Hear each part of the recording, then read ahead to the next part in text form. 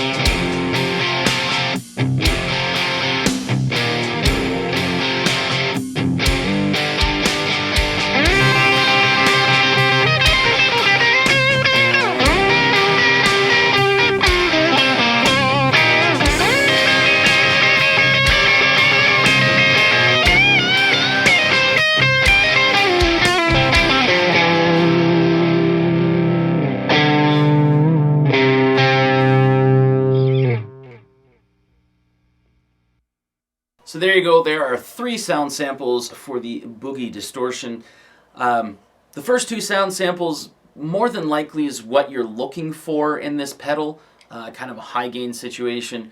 And the third sound sample, if you're not looking for those, you're probably looking for that kind of a thing. So hopefully those kind of helped you out. Now, the Boogie Distortion.